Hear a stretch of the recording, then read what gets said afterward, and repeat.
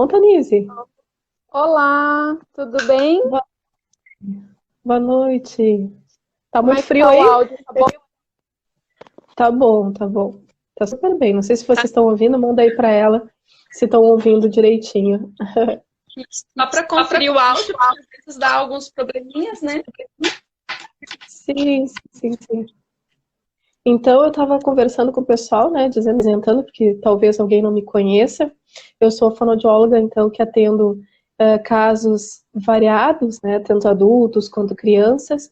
Qual é a nossa missão? Por que que a gente está aqui essa noite, né?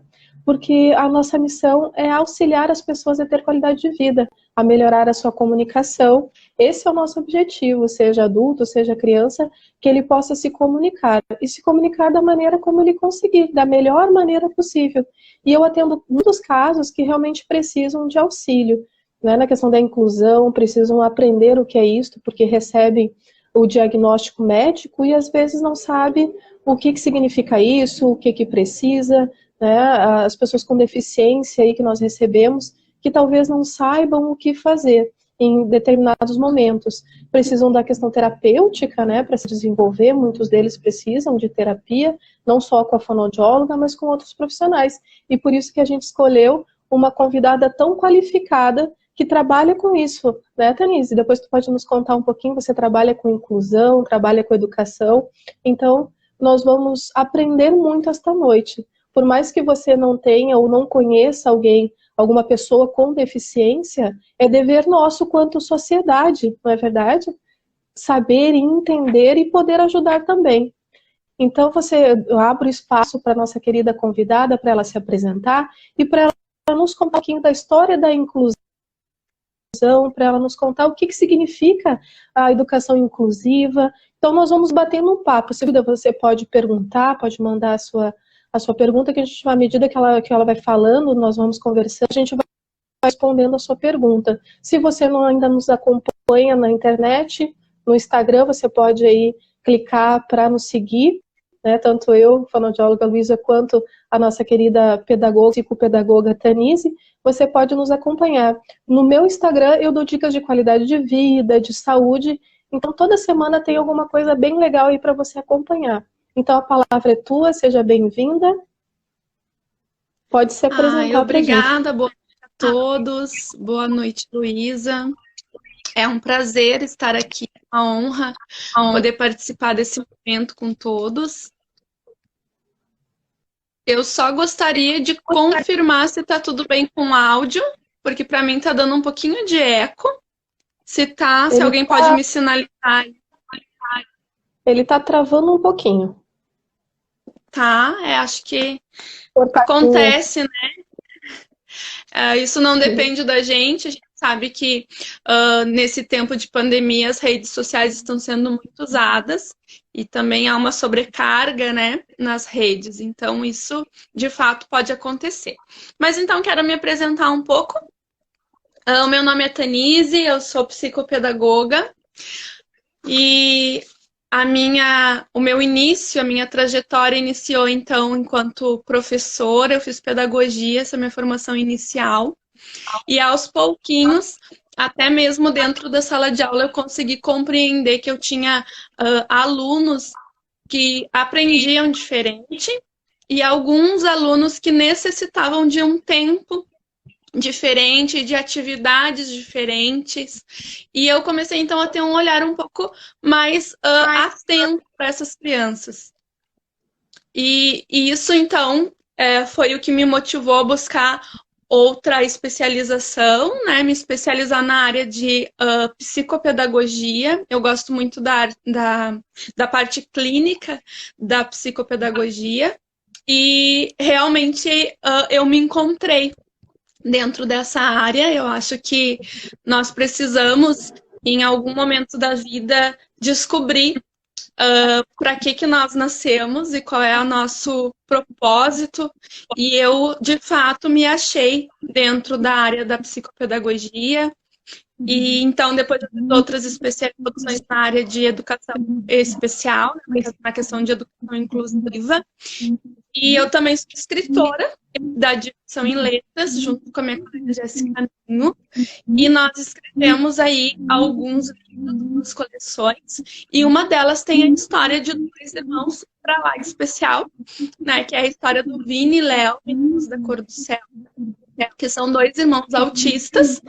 E que um deles, o protagonista dessa história, também é o nosso ilustrador. Né? Depois, mais adiante, a gente vai falar um pouquinho deles. E tu sabe que eu uso em consultório, depois foi uma grata surpresa te conhecer, não pessoalmente por conta da pandemia, mas né, pela internet. E foi um grande prazer porque eu conto para todo mundo, eu utilizo os teus livros nas minhas terapias, com as crianças que têm algum tipo de dificuldade de escrita, de aprendizado, então a gente utiliza até para estímulo de linguagem. Então é bem interessante conhecer a autora dos livros, né? Para mim eu fiquei super feliz quando eu descobri, eu digo, uau, o pastor Ronaldo Minho, que foi quem nos contou a respeito do teu trabalho, e eu não sabia, né? Os livros e acabei conhecendo a autora dos livros, e para mim é uma honra te receber aqui essa noite para conversar um pouquinho. Olha como o mundo é pequeno, não é verdade?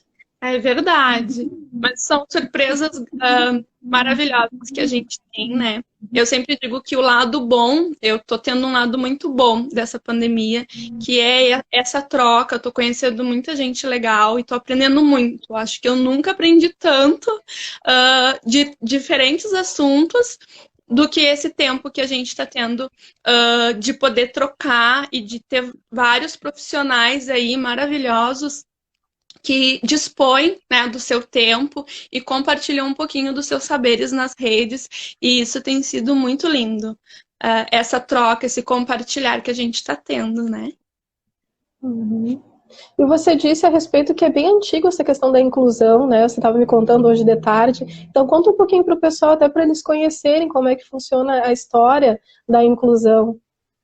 Então, eu costumo falar para as pessoas que ninguém nunca está preparado para isso. A gente não tem uma formação dentro da nossa casa sobre inclusão, infelizmente, né? Espero que isso comece a mudar aos pouquinhos, mas isso é uma coisa muito antiga. Se nós pararmos para analisar a história, se a gente pensar lá no tempo, né, no período da Grécia Antiga, como é que acontecia isso antes de Cristo, os meninos que nasciam com algum problema, alguma deficiência física, eles eram jogados nas montanhas e as meninas, né, jogadas aos porcos. A ideia, então, era baseado na filosofia, né, de a genética, da questão da eugenia, que a ideia era eliminar aqueles que, teoricamente, não eram bons. Então, a natureza dava o jeito de eliminar. Na Roma, toda criança que nascesse com deficiência também era jogada nos rios, dentro de cestos, para a natureza também eliminar, né? Os adolescentes, eles eram amarrados em toras e jogados ao rio. Se algum deles conseguisse sobreviver, então eles não matavam, né?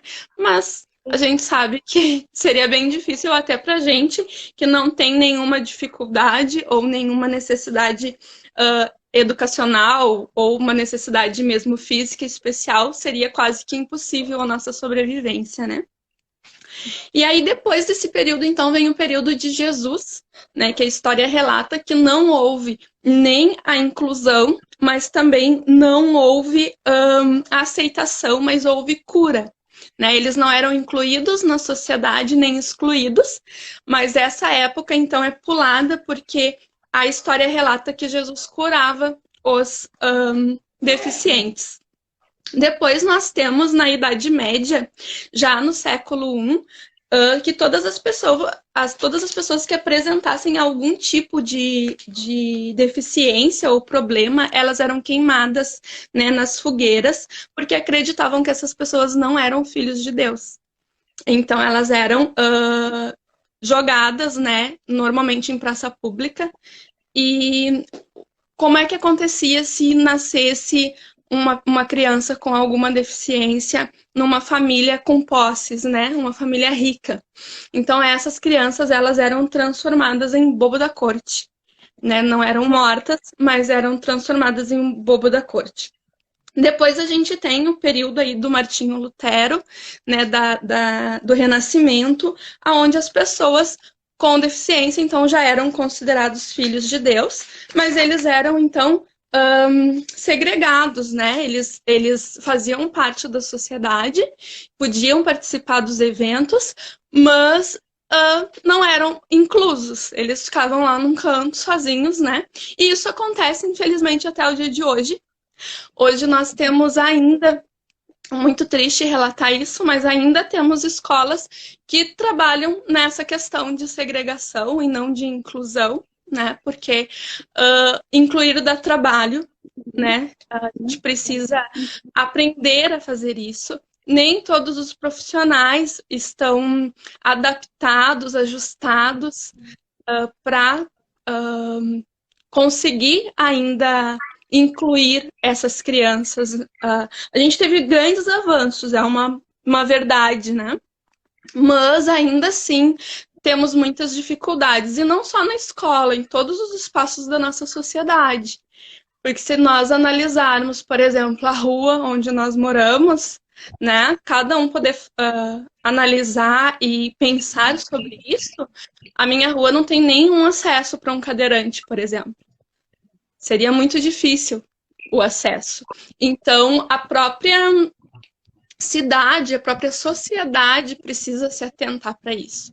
Se pensarmos nas igrejas, né, em lojas, enfim, diferentes lugares, a maioria dos lugares da nossa sociedade não são adaptados, não são pensados e planejados para que eu possa ter acesso a um deficiente visual ou um cadeirante, por exemplo, que né, são as mais comuns que nós enxergamos nas ruas. Então, isso é algo que precisa mudar, e a gente precisa mudar com as crianças, né, dentro das escolas, trabalhando essa inclusão desde sempre, desde a educação infantil, para que mude a mentalidade da sociedade. E mesmo que desde 2015 foi sancionada uma lei a respeito, o Estatuto da Pessoa com Deficiência, e mesmo assim a lei indica que eles teriam acesso à saúde, que tem acesso, que nos locais públicos deveria ter esse acesso, e não é o que nós vemos na prática, né? Exatamente, porque demanda um planejamento muito maior e demanda algo que eu sempre digo que caminha junto com a inclusão, que é a empatia. Muitas vezes as pessoas só vão trabalhar na causa e trabalhar sobre isso quando elas estão inseridas nessa história. E se a pessoa não tem nenhum parente ou não conhece, não tem nenhum amigo, ninguém com alguma necessidade ou com alguma síndrome, ela simplesmente ignora, né? Isso não faz parte do cotidiano. Por isso que isso é tão importante ser inserido ainda na escola, desde a educação infantil, para que as pessoas aprendam isso, faça parte dessa cultura. Hoje nós não temos uma cultura inclusiva, nem no meio cristão, infelizmente. Verdade. E como é que funciona essa questão assim, do teu dia a dia, da tua experiência com relação ao diagnóstico da deficiência? O diagnóstico sempre é um desafio muito grande, principalmente para os pais. Nós que trabalhamos em relação à inclusão, sabemos que dentro da escola, né, falando no espaço escolar, essa criança necessariamente não precisa de um laudo para ela ser acolhida e para que ela tenha atividades diferenciadas, né, planejadas e adaptadas dependendo da necessidade que ela tem. Mas o laudo ele é importante para outras demandas, principalmente para as demandas jurídicas que muitos pais necessitam e precisam para questão de medicação e, infelizmente, para buscar os seus próprios direitos, né? Como tu bem dissesse, tem uma lei, mas que muitas vezes a gente precisa orientar esses pais para ir até o Ministério Público, denunciar, fazer uma denúncia, abrir um processo para que garanta essa lei, para que o laudo dessa criança tenha validade e para que as pessoas cumpram o que está determinando a lei. Infelizmente, muitas pessoas precisam entrar numa forma jurídica para ter acesso a essa inclusão. Então, assim, trabalhamos com a família na questão do luto, né? Porque ninguém está preparado. Eu costumo dizer, não sei se tu é mãe. Tu és mãe? Não, ainda não. Uma mãe não quer um laudo nem de gripe para o seu filho, né? A gente não quer saber nem que ele tá com uma dor de cabeça. Imagina ter realmente uma dificuldade maior, uma deficiência, uma síndrome, algo que muitas vezes é para a vida inteira, né? Grande maioria das vezes. Então é muito difícil a gente trabalhar com todo esse paralelo, trabalhar com a exclusão, porque ela existe, e ao mesmo tempo fortalecer essa família, de poder dizer para ela que a gente que tem uma turma muito grande que trabalha em prol desses direitos e que vai tratar com amor aquela situação. Mas assim como em outras questões da sociedade, não é fácil. Nessa é uma luta muito grande, infelizmente, mas a gente precisa dar esse suporte, as famílias necessitam disso, né? E o que uma pessoa que não tem ninguém com deficiência na família, não tem ninguém perto, mas que faz parte da sociedade, o que tu dirias assim como um conselho para essa pessoa fazer, para auxiliar nesta questão? Eu acredito, Luísa, que foi o que eu falei antes, né? Que é uma palavrinha que tem que andar de mão dada sempre, que é a questão da empatia. É poder me colocar no lugar dessa pessoa. Muitas deficiências e muitas dificuldades que vêm não é no nascimento. Muitas vezes a gente precisa trabalhar isso com a família, vem de um acidente, por exemplo, né? Então, assim, remetendo à história bíblica, que é uma das primeiras histórias que nós temos em termos de história mesmo, narrada como uma história de inclusão, é a história de Mefibosete. Ele era filho de Jonatas, e a Bíblia conta, né, esse relato que esse menino, ele sofreu um acidente durante uma guerra e foi atropelado por uma carroça. Então, ele ficou paralítico, coxo, a Bíblia diz, né? Coxo das duas pernas.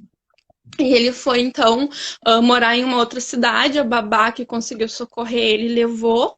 E então a primeira história se dá aí, porque Davi, então rei nessa época, e essa história aconteceu mais ou menos, né, 900 anos antes de Cristo, ou seja, na linha do tempo que eu falei um pouquinho antes, era aquele tempo em que todo mundo era jogado para morrer, abandonado nas florestas ou jogado nos rios.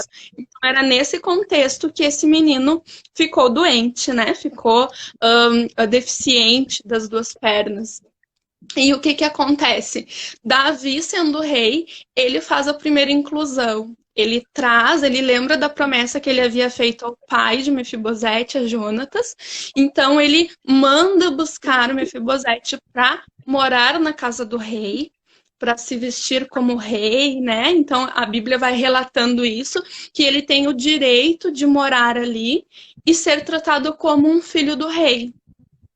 Então ele teve todos os seus direitos assistidos, né? De comidas, as necessidades básicas, vestimenta, alimentação. Então essa é a primeira história que nós temos enquanto relato. E aí o que nós pensamos? Ele era um menino saudável, mas por uma condição da vida, por um momento, por um acidente, ele precisou de cuidados especiais, né? Então, nós precisamos ter essa empatia ainda nos dias atuais.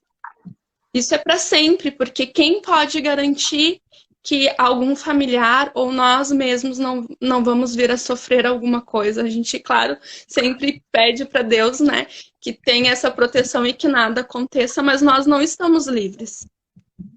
Ninguém planejou essa pandemia e estamos todos nós aqui. Né? Então, nós realmente precisamos dessa empatia, de se colocar no lugar do outro, de pensar. Muitas mães chegam assim no consultório muito angustiadas com a questão de medo do seu filho ser excluído. quando nós iniciamos o projeto do livro dos meninos, do Vini e Léo, Meninos da Cor do Céu, vou mostrar aqui para vocês.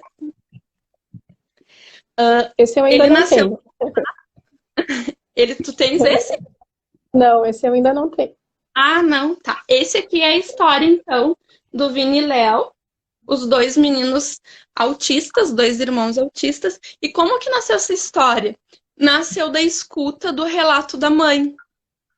A mãe do Vini e do Léo, a Heloísa, ela é esposa do Mauro Freitas, que é o ilustrador da nossa primeira coleção.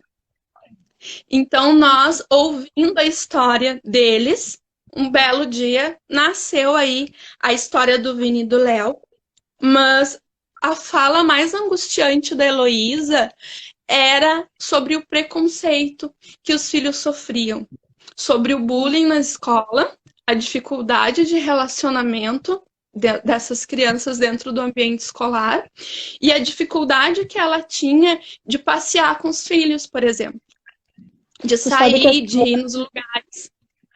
Sabe que a nossa participante de hoje, a Simone Ferreira, ela diz que é verdade, que falta espaço de apoio às famílias. Tu vê só. A Elis também tá gostando do assunto, porque realmente é uma coisa que a gente vive todos os dias, né? Todos os dias. E essa rede de proteção, esses espaços que são tão necessários, às vezes eles só nascem quando alguém sentiu na pele.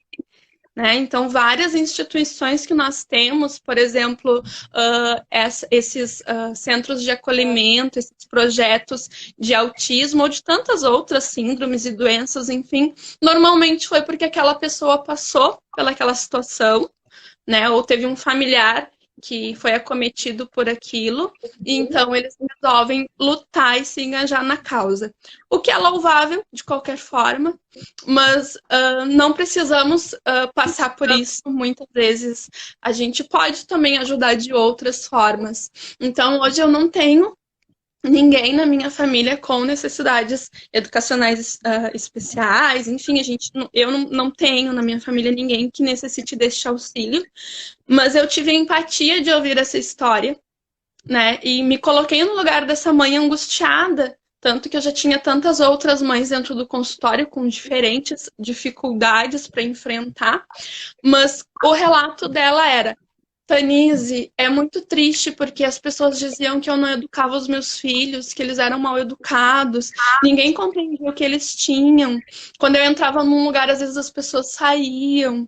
Então ela via essa dor, né, dos filhos irem para a escola e das pessoas falarem coisas ruins para os filhos. Então, esse livro, ele vem relatando isso, ele relata a história desses meninos e fala um pouquinho do espectro, né, do transtorno do espectro autista, mas ele fala do bullying, né, da questão, qual é o nosso objetivo maior? É levar para a escola conhecimento. Porque se a gente ensina essa geração, se nós pudermos ensinar as crianças por que eles agem de forma diferente e o que é o TEA, né, o transtorno do espectro autista, as crianças vão ter empatia para se colocar no lugar daquele amiguinho, daquele colega e saber lidar com ele. Então, o nosso objetivo é informar para diminuir o preconceito e o bullying, aumentando então essa empatia, ensinando as nossas crianças a terem essa empatia. E hoje é algo que a gente, enquanto profissional, enquanto cidadão mesmo, né, nós podemos pensar, né, Luísa, que é uma das coisas que mais falta na nossa sociedade. É empatia. Essa geração não sabe se colocar no lugar do outro. É uma geração que tem muita dificuldade, né, de pensar no que o outro está pensando, enfim, de poder se colocar um pouquinho nesse lugar de proteção. E no caso específico do autismo, o relato das famílias é bem semelhante no que se refere também a que o autismo não tem cara, né? Se tu vai... E aí é confundido às vezes por uma criança que fez birra, ou como você falou ali, que é mal educada, né? Uhum. Na verdade tem algumas síndromes e algumas outras que a gente consegue discernir, né, pela fisionomia, como é o caso do síndrome de Down, né, as crianças têm um formatinho do rosto diferente, da mãozinha, as pessoas já conseguem identificar que é, né, tipo, o deficiente visual, todo mundo consegue perceber que ele é um deficiente visual, um cadeirante, diferente do autismo, né, o autismo realmente não tem cara, ele atinge mais os meninos do que as meninas, e tem essa questão toda que hoje eu, né, trabalhando na área, eu consigo ver rápido, né, consigo me faltou a palavra aqui, mas consigo perceber rápido quando aquela criança está dentro do espectro. Mas é muito sutil, muitas vezes os sinais que eles dão são muito sutis. Por isso também a demora no diagnóstico, muitas vezes, de fechar esse laudo, porque o espectro ele é muito amplo, né? Então é bem difícil assim para os profissionais também poderem fechar esse laudo. E qual o papel da psicopedagogia e da pedagogia no caso das pessoas que têm uma deficiência? A psicopedagogia, então, ela nasce no Brasil em resposta às dificuldades ao fracasso escolar. E depois ela vai se alimentando de outras fontes, inclusive da fono, né? A fono, a psicanálise, a psicologia, enfim, a gente vai se alimentando de todas essas correntes para poder embasar o trabalho da psicopedagogia. Mas o trabalho do psicopedagogo, do educador, da educação especial, ele é fundamental. Por quê? Porque nós conseguimos observar as dificuldades, pontuar as dificuldades deste educando e, a partir disso, conseguir elaborar um trabalho eficaz junto à escola, um trabalho de intervenção, modificando as atividades escolares, adaptando conforme as necessidades daquela criança, né? Então, são vários profissionais, é um olhar bem amplo, multidisciplinar, para poder dar conta desses ajustes que a criança necessita na escola. E o relato aqui da Vera, que está participando junto com a gente, que é a minha mãe, ela disse assim que realmente esse é um tema muito delicado.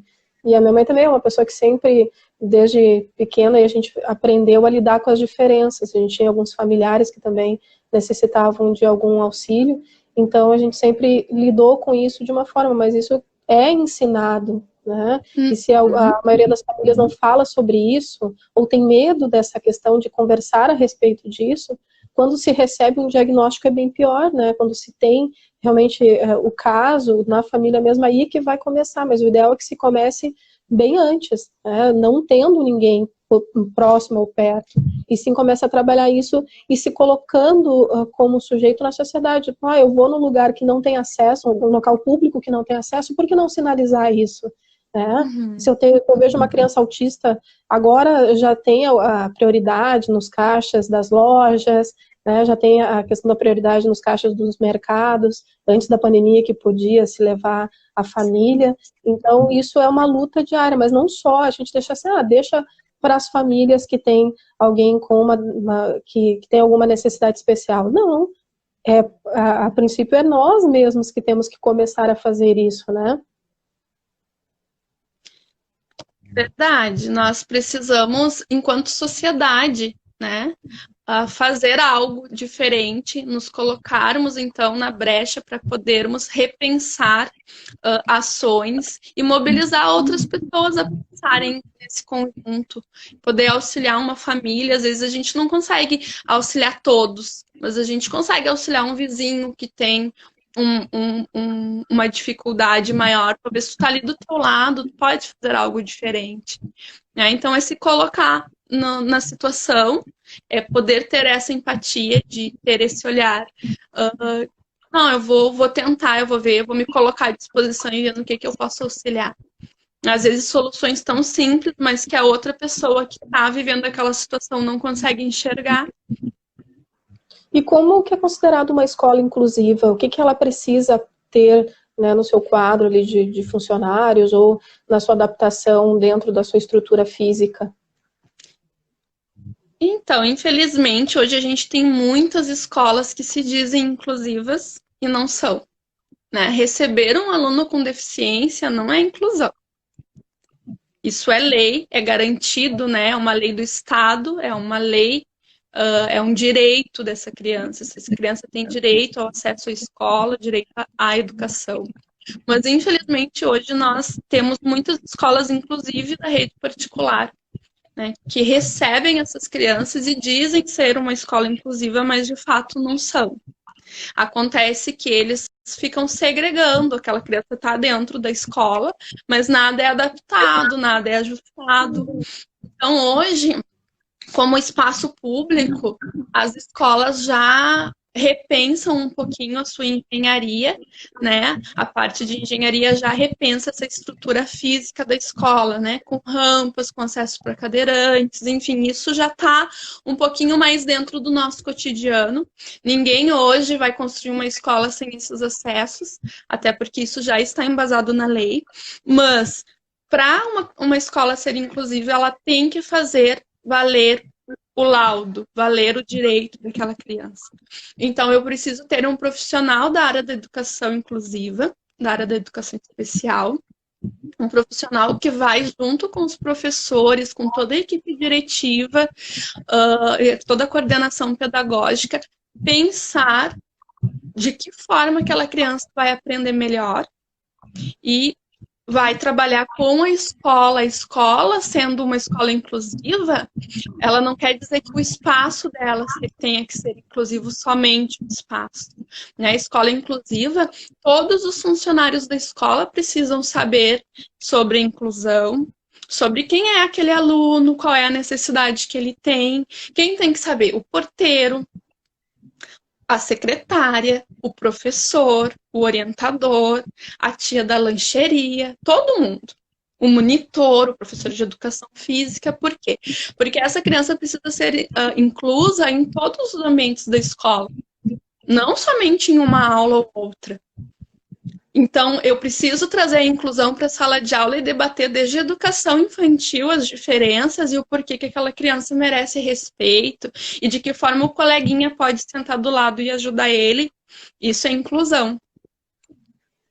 Eu lembro de um relato de uma criança que era um menino que tinha diagnóstico de autismo e ele trocou de professora naquela situação. E o menininho desorganizou, né? Porque ele estava acostumado com a prof, e os coleguinhas tomaram partido. Não, prof, tu não pode fazer isso, ele não gosta assim. Ele vai chorar, ele não vai ficar. Então os coleguinhas sabiam o manejo. Por quê? Porque foi uma turma que foi inserida na inclusão, foi ensinada a lidar com ele. Então, isso é muito legal. E hoje nós temos, assim, na rede pública, na rede municipal, nós temos várias escolas, assim, que dão um show, uma verdadeira lição de inclusão, né? Infelizmente, a rede particular ainda está atrasada em relação a isso, né? Muitas das redes particulares, porque a inclusão não é só o espaço físico, não é só aceitar, porque na verdade é crime não aceitar essa criança, né? Em qualquer espaço.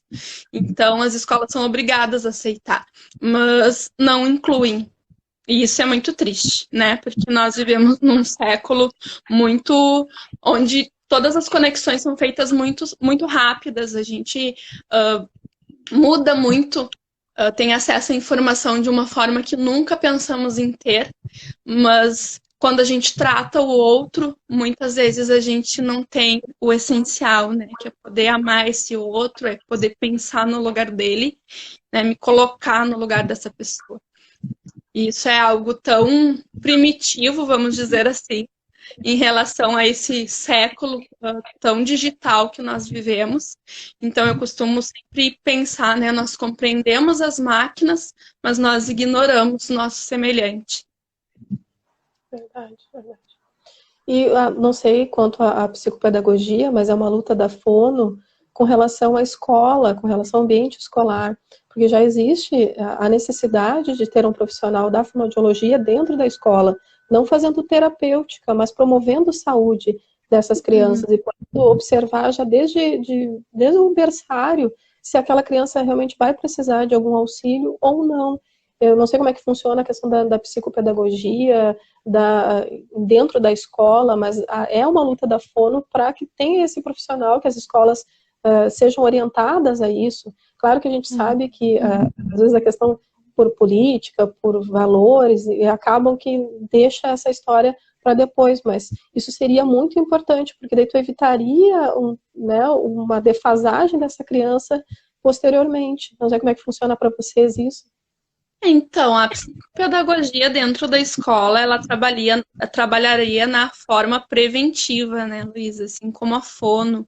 Então, muitos casos não precisariam chegar na clínica se tivesse um psicopedagogo escolar ou um psicólogo escolar que pudesse também dar um suporte maior, o próprio profissional da área de educação inclusiva, né, que pudesse perceber logo as necessidades dessa criança e encaminhar o mais cedo possível.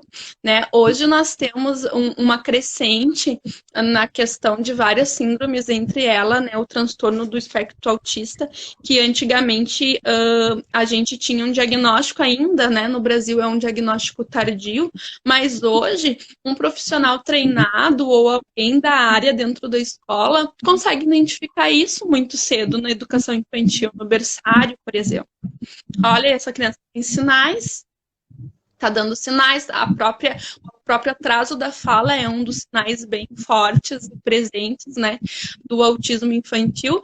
Então, se o profissional consegue discernir isso logo, essa criança também tem mais chance de ser atendida e ter essas questões estimuladas, né,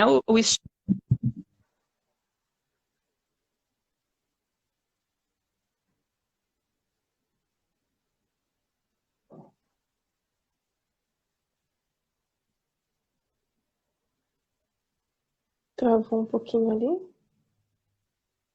Mas a Jane falou ali que, na realidade, se torna exclusão e não inclusão. Ela fala aqui que ela teve uma experiência,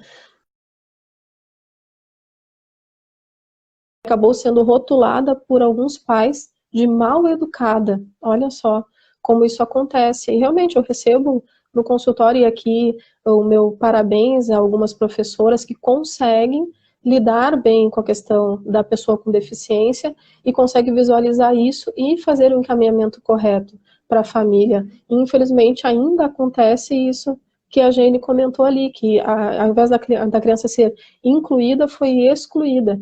Mas isso, creio eu, e tomara, né, que seja assim, que agora comece a mudar essa história, né, para que não seja mais isso, mas que todas as pessoas, por isso que não é só dever da família, ou dever, né, da própria professora, mas assim de toda a sociedade, não é uma coisa que a gente vai, não é comigo, então essa questão da empatia, né, tomara que, até mesmo com essa questão da pandemia, que as pessoas tenham um pouco mais de empatia. Deixa eu só ver aqui, que caiu a nossa convidada, acho que a internet deu uma travadinha.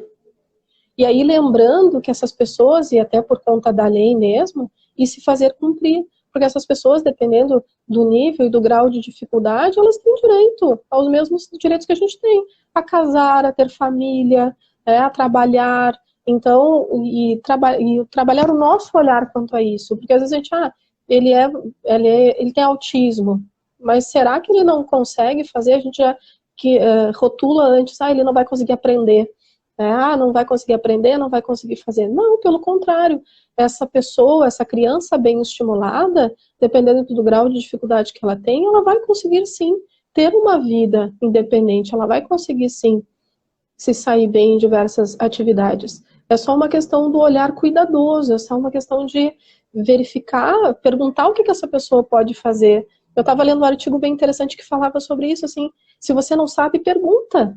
Para quem não lida com a questão da deficiência todo dia, se você tem alguma dúvida, pergunta, olha, o que você consegue fazer? O que você pode fazer?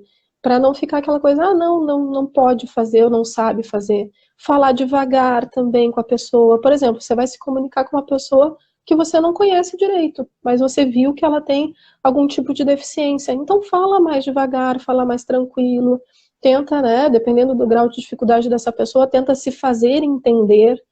Se for uma pessoa, por exemplo, com deficiência visual, perguntar, se aproximar dela com calma, com cuidado, perguntar, conversar com ela, olha, posso lhe ajudar?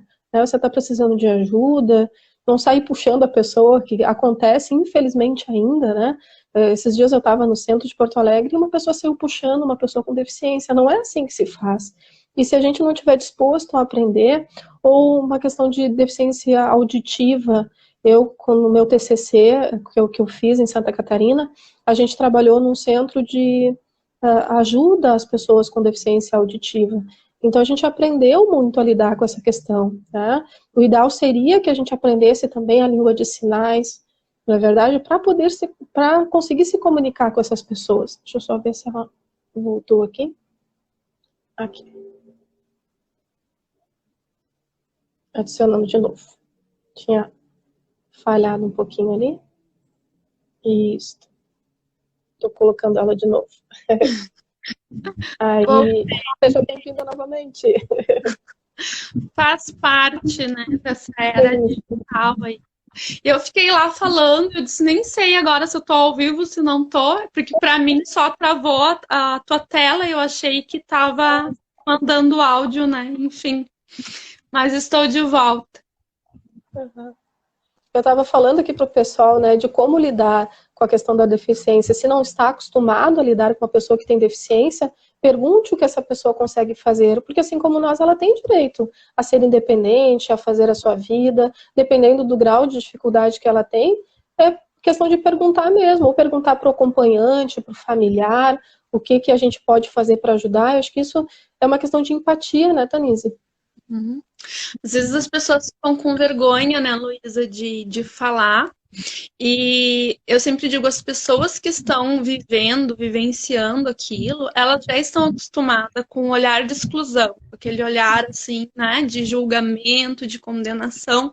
Então, assim, quando alguém chega humilde e pergunta e fala, olha, eu não entendo nada, tu pode me explicar, ou se eu posso fazer algo, eu posso ajudar nesse momento, a pessoa vai, com certeza, vai levantar as mãos para o céu, vai agradecer, né, aquela empatia que tu tá tendo e com certeza vai te orientar.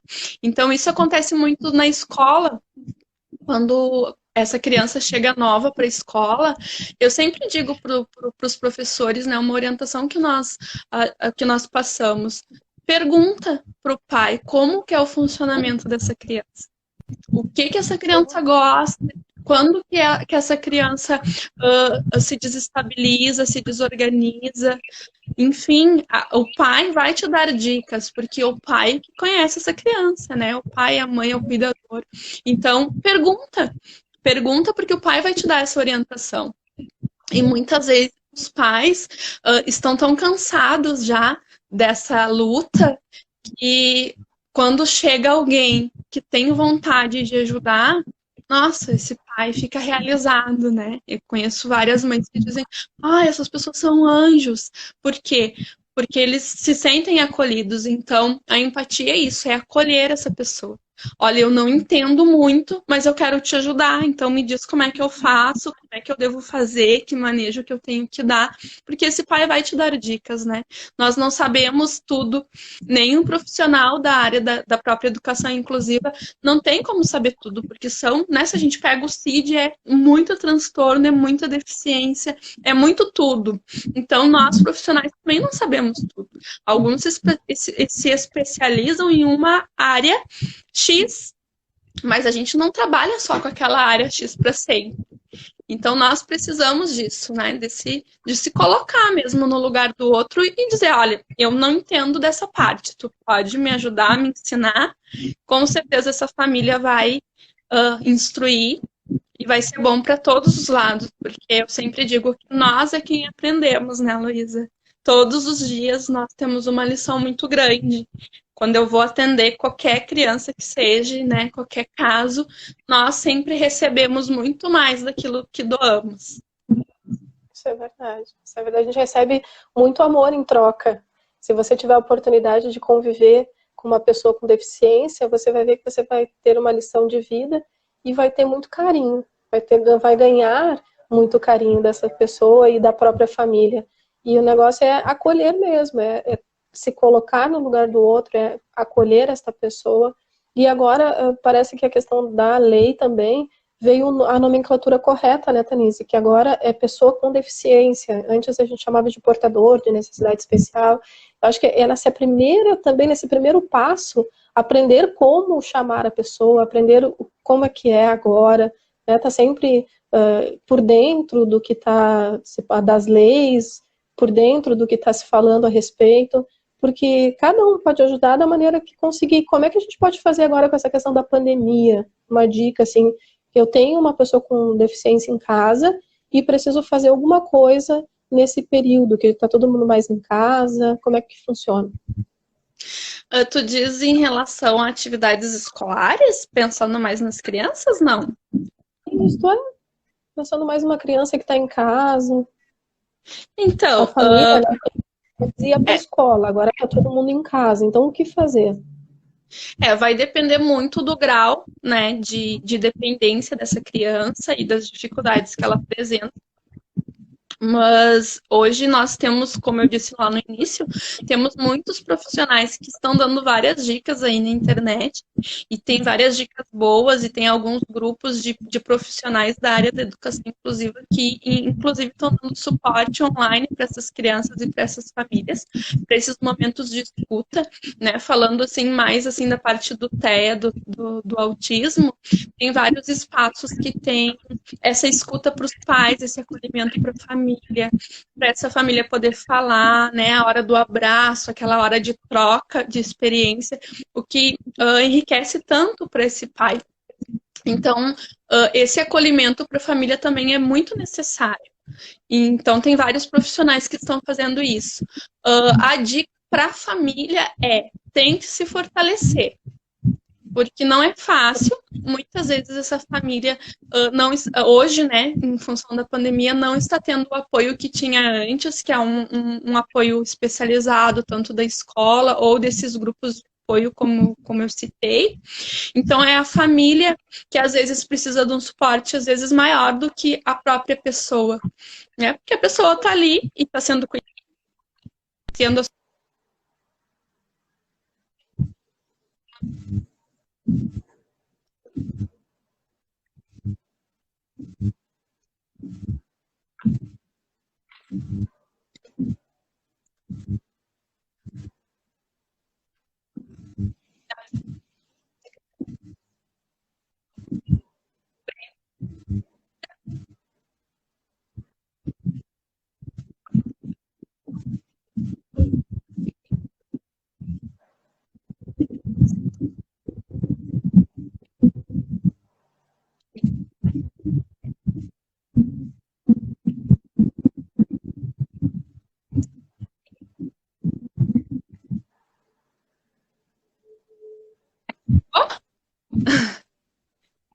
tinha caído aqui para tá tudo certinho. Ele está travando um pouquinho. Está travando um pouquinho.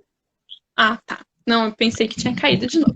Então, as escolas que têm a EE, elas estão dando suporte, a grande maioria está dando suporte para os seus alunos, enviando as atividades adaptadas, professores fazendo chamadas com essas crianças num tempo menor, né, de acordo com a necessidade dela, mas eles estão tendo esse suporte. Tá? Então a dica fica realmente para os pais, para não se sobrecarregarem, poder se fortalecer com algum profissional. E uma coisa importante de se falar, né, Tanise, que não tenha medo, que se ainda não tem o diagnóstico, se ainda está em processo, suspeitou de alguma coisa, suspeitou de alguma dificuldade da criança, ou mesmo do adolescente, ou do adulto, que procure ajuda, não fique sozinho, né, Tanise, não se exclua, mas que vá procurar auxílio, vá procurar ajuda. Nós colocamos o nosso contato, né, pode entrar em contato com a gente, acredito que contigo também, a gente tem sempre um canal aberto para conversar, e aí poder dar as devidas orientações a respeito do caso, né? Com certeza. Para as famílias que estão com crianças e não têm um laudo, não têm uma certeza. Infelizmente, agora, nessa época de pandemia, muitos profissionais pararam, né, Luísa? Assim, esses profissionais que fecham laudo e que fazem investigações maiores. Mas a minha dica é, não deixe o tempo passar. Porque o tempo que passa são janelas de oportunidade que nós perdemos. Oportunidades de intervenção e de poder reverter essas dificuldades dessas crianças. Então, por exemplo, uma das dicas, né? Eu não entendo de dificuldade de criança, como é que eu vou saber se ele tá ou não, né, com dificuldade? É a gente pensar essa criança dentro do desenvolvimento dela. Qual é o desenvolvimento humano? Nós temos uma linha para seguir, que é a carteirinha de vacina, que todos os pais recebem quando o bebê nasce, e ali, no finalzinho das carteirinhas, já vem o que eles devem fazer com 3 meses, com 6 meses, o que normalmente um bebê faz. Bom, então se tu tem outras crianças na família, na sociedade, enfim, pertinho de ti, e que tu percebe que o teu filho não faz certas coisas, o filho da fulana tem a mesma idade e faz coisas que o meu não faz, bom, então isso é um sinal de atraso nesse desenvolvimento e já é um sinal para buscar ajuda. E cuidado também com levarem alguns profissionais que não estão, que não conhecem a questão, porque às vezes dizem assim, ele é preguiçoso. No caso da fono, muitos pais dizem assim, mas eu levei no profissional, eu levei em tal profissional, que a gente não vai falar aqui, mas levou no profissional, e a pessoa disse, não, mas ele é só preguiçoso. E aí nós perdemos aquele estímulo, os primeiros anos de vida, que são muito importantes para a questão do desenvolvimento da linguagem, porque o profissional também não era adequado, ele não era especializado nisso, e acabou, infelizmente, dando o diagnóstico errado. Exatamente, isso acontece bastante, infelizmente, né, Luísa?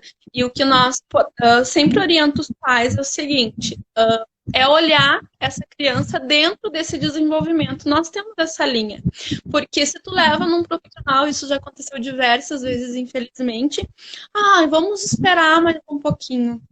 Vamos dar um tempo, ele vai aprendendo um tempo maior. Vamos esperar 6 meses. Daqui a 6 meses tu retorna. Então, assim, são 6 meses que tu não estimulou essa criança. Que tu perdeu janelas, a gente sabe que tem as podas neurais, que são coisas que não voltam. Tu perdeu aquela oportunidade de intervir, de renovar algumas coisas para essa criança. Então, precisamos trabalhar nisso. Eu sempre digo para os pais, todo mundo tem seu tempo, de fato, nós temos, né? A gente processa coisas diferentes em tempos diferentes. Mas dentro do desenvolvimento humano, nós temos uma margem e ela tem que acontecer. Se o teu bebê está fora dessa margem, busca auxílio. E se o teu pediatra ou médico, ou onde tu levou, falar que é para te esperar 6 meses, busca a opinião de um outro profissional. Verdade. Muito importante. Então, a gente já está chegando nos nossos minutinhos finais. Para mim é uma grande alegria te receber aqui. Eu sei que assunto para falar sobre inclusão é muito amplo, a gente tem muita coisa gostosa para falar e muito aprendizado com relação à inclusão, mas nós temos 1 hora somente de live. Eu queria te agradecer imensamente pelo teu tempo. Eu sei que é corrido, né? Mesmo com a questão da pandemia, você continua com os atendimentos aí, é uma ótima profissional, então a gente sabe que o teu tempo é precioso. Agradeço e deixa eu te mostrar os livros, né? Fazendo a propaganda aqui. Ó, eu tenho esse aqui, que eu uso com as crianças com dificuldade de linguagem. A série, no caso. Ó, aqui. Então eu tenho aqui que eu uso com as crianças no consultório. Tem a coleção. Tem a coleção Missionários do Brasil, essa coleção. Nós temos a outra coleção, que é a coleção Tudo Depende de Como Se Vê, que tem a história do Vini e do Léo, e tem a história Tudo Depende de Como Se Vê, que foi nosso primeiro lançamento, e esse aqui é muito bom para fono, tá? Fica a dica para ti, porque ele é uma história, é uma rima que tem tem um alimento para cada letra do alfabeto. Legal. E é uma rima, é bem legal, que a gente trabalha a questão da consciência fonológica com as crianças. Todos eles, na verdade, toda a coleção trabalha com consciência fonológica através de rima, mas esse aqui é bem indicado para tu teres aí no teu consultório, com certeza esses dois tu vai utilizar bastante. E eu quero então deixar meu agradecimento aqui, Luísa, muito obrigada, uma honra estar aqui. Eu sei que é muita coisa para se falar. Eu estava te falando ali, desculpa, que a Diversão em Letras falou que o tema é muito importante. Desculpa, ele cortou. Não consegui ouvir aqui. A Diversão em Letras, eu não sei como é que é o nomezinho dela, mas ela disse que é muito importante a intervenção precoce e ela disse que gostou, tá? E ela disse que te ama. Amamos essa psicopedagoga. A Rutinha também mandou um beijo, a Vera também gostou muito, a Dea. Eu não sei muito os nomezinhos ali, os arrobas, mas eles gostaram muito da tua participação.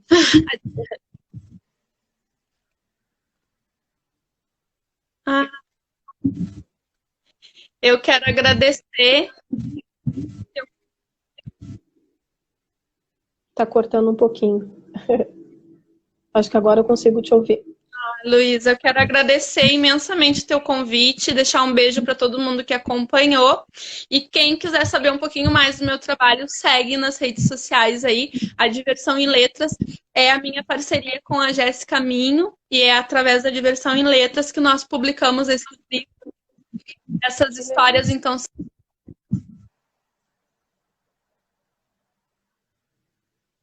tá falhando um pouquinho ali. Mas você que ainda não me segue também, clica ali para seguir a gente também trabalha com a questão da inclusão, com dicas de linguagem, de comunicação, então aproveita e já nos acompanha também.